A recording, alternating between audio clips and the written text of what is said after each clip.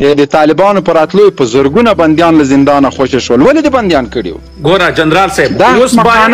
جنرال صاحب افغانان باید ګزار وکړه، لاس باید شاته ونیسي. ضرور نه چې موږ په لیفونو په پولیسونو کې دا ویو. ولې داسې دومره موږ غلط کړلو؟ زه په خدای ډېر افسوس کوم. محمود خان خبرې به په ما ډېرې ښې لګېدې. یو د ملي ورز ګیرو لږه وروره برنګان یې مات شول. مبین صاحب زه درته ګوره دلته راځم اصلي موضوع ته. ما خبرې قطع سوې. زه غواړم دا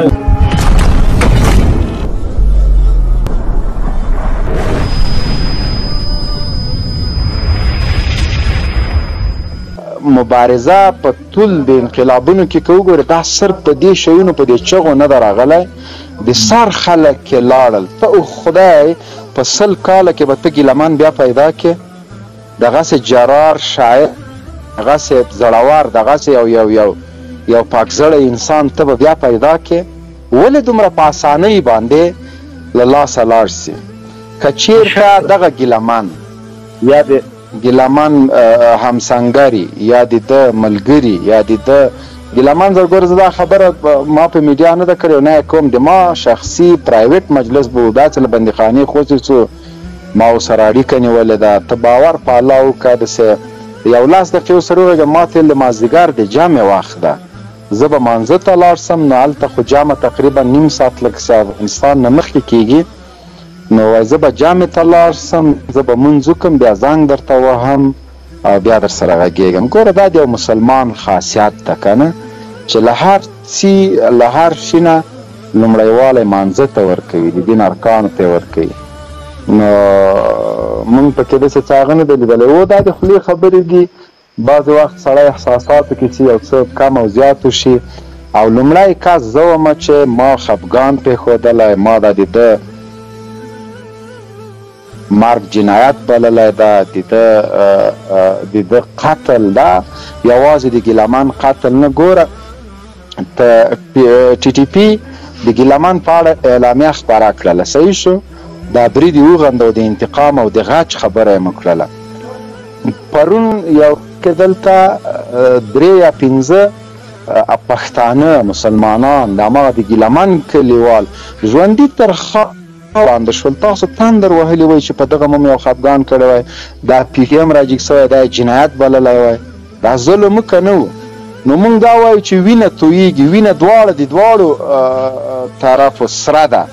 یو غیبانه جنازه کېږي او په بل باندې کم از کم خفګان هم نه ښودل کېږي. دا څومره لوی تعصب ده، څومره لوی فاصله ده په منځ کې. نو دغه شیونه خو باید تاسو ورته فکر وکړئ. خیر که زه غواګانو والا یم نو خو لږ زه خو ګوره د غواګانو مسله او دا خبرې خو د هر انسان په ژوند کې یو مسلک به لري، یو کار به کوي، د ژوند بقا دپاره به یو کار کوي. ګورئ خبره د ګیلمن ته وکړله. د ګیلمن په شهادت باندې ټوله نړۍ وخوځېده. ټول افغانان 90 میلیونه پښتنو لر او بر کې دوی خپل دغه د غم شریکي ورسره وکړه. پاتې سوه د ټي ټي پي شتون. ګورئ دا خبره به در باندې بد مه ګڼه. د یو منتقد ډول باندې درته دلته دا خبره کومه چې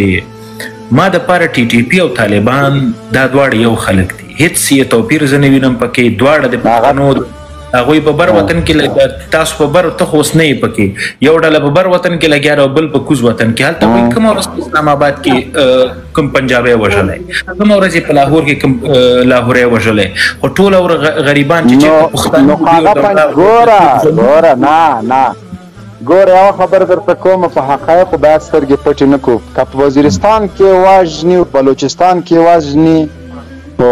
سرکار وژني، فوج وژني، پولیس وژني، ته ما ته راوښیه چې هغه د عام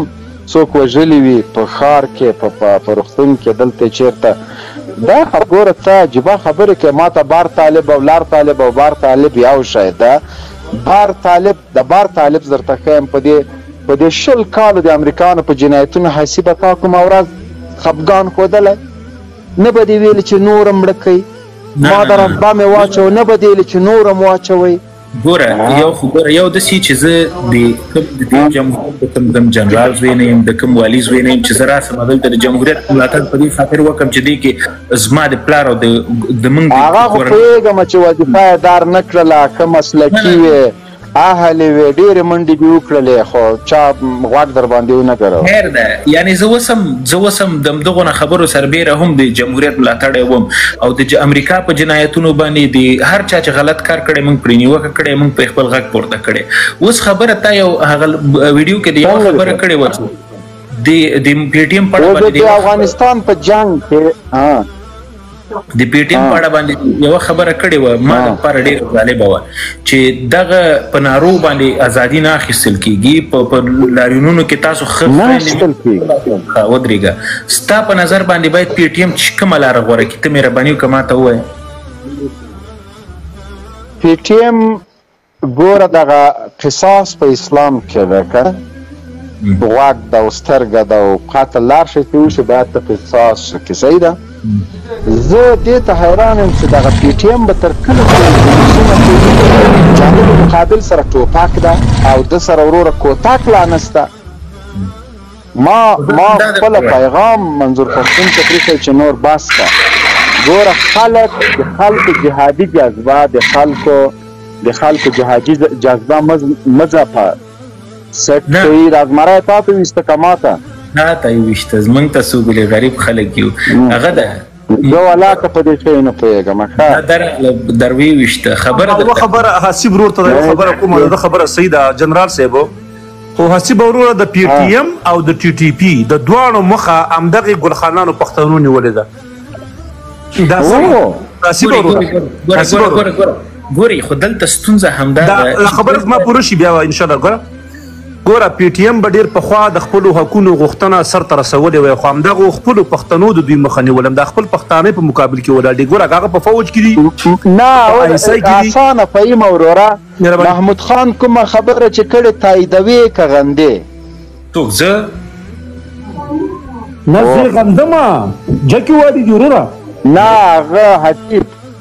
ما پرې ویډیوز جوړ کړي پرې غږېدلی ما چې دی غلط خبره نه ګوره حسیب وروره ولې مونږه هر نظام دلته لنډمهاله پالیسي لرو اوږدمهاله نه لرو فرض مثال مونږ 2 کلنه 1 کلنه 15 کلنه 10 کلنه حتی 100 کلنه پالیسي هغه که د هیواد په بیا رغونې کې که د فوج په جوړولو کې که په سیاست کې که په هر شي کې مونږ دا پالیسي ولرو محمود خان اچکزی 40 کاله یا 50 کاله په دغه نوم باندې په کابل کې له واکمن نظام نه ډالرې اخیستې دي هغه که نجیب و هغه که داود و هغه که ظاهرشاه و هغه که کرزی و هغه که غني و دې ټولو دغه محمود خان او دغه نشنلیان په هره غونډه کې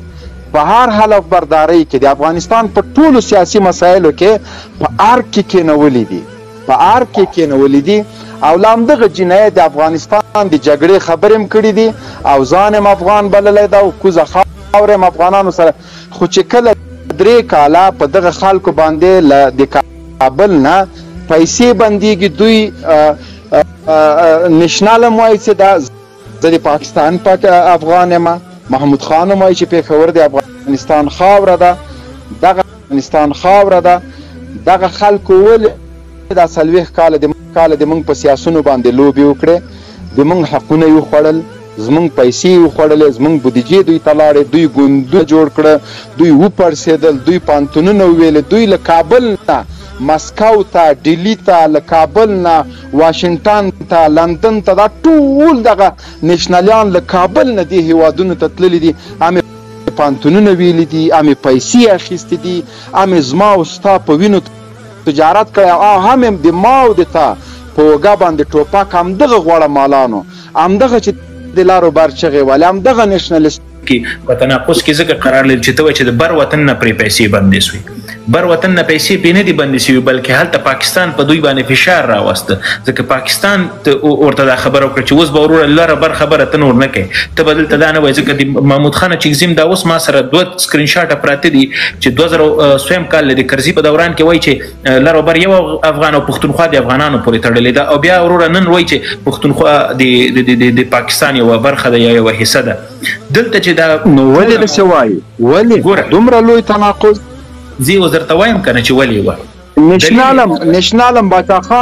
باچا خان په ننګرهار کې خاک ده هغه خپل وطن باله لمسی راجګي کوي زه د پاکستان